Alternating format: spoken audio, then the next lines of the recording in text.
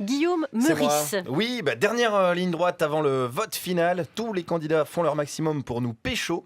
Quand ils disent française, français, nous on entend petit petit, viens. Hein, on a tous l'impression d'être des enfants de cœur au congrès des évêques de France. C'est très gênant. Et moi je me suis posé une question toute bête. C'est quoi être français? Alors voilà, parce que être belge, on sait ce que c'est. C'est mettre des réponses dans des questions, par exemple. Hein, c'est chercher les brèves dans Yahoo Insolite, on le sait. Mais être français. Être français, on sait pas, finalement. Qu'est-ce qui nous réunit? Alors, je suis allé demander aux gens, tout simplement, qui se considèrent français. On commence avec un premier français. Moi, je fais ma vie et mon chemin, c'est tout. Ah, Ouais, voilà. alors du coup, vous n'avez pas une idée de bon. ce que c'est d'être, pour vous, ce que ça veut dire être Non, français? allez vous faire foutre. Ah, ça, je dirais, c'est typiquement français. La cordialité, c'est vrai que c'est une première piste, mais ça peut pas suffire pour définir un Français, sinon Joey Starr serait président de la République. Alors, je repose ma question à un autre citoyen. Être français, c'est quoi? D'abord, tenir compte des lois qui sont dans le pays, des lois qui gèrent le pays. Alors ça veut dire que Patrick Balkany n'est pas français, par exemple. Comment ça?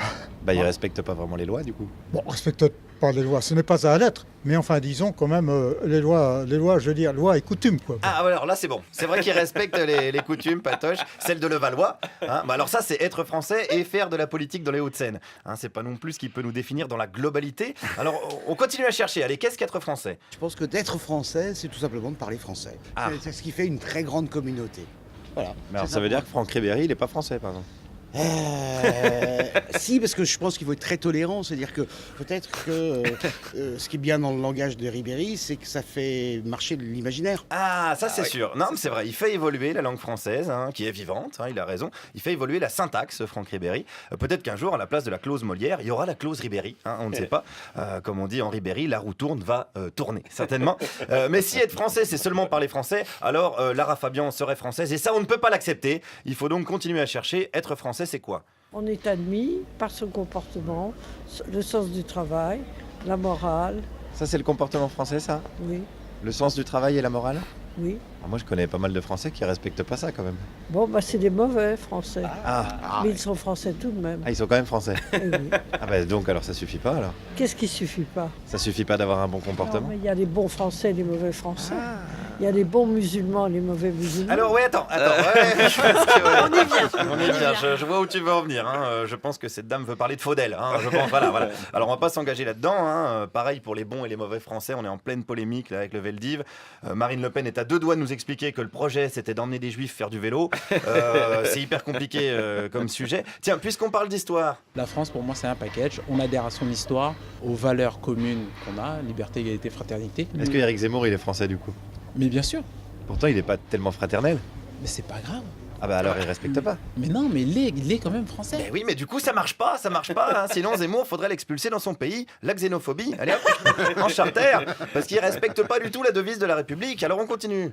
Être français, c'est aimer le pays où l'on est, c'est tout. Ça suffit pour vous être français? Bien sûr, ça suffit. Il faut l'aimer. Alors ça veut dire qu'un Syrien qui est en France en ce moment et qui aime la France, il est français?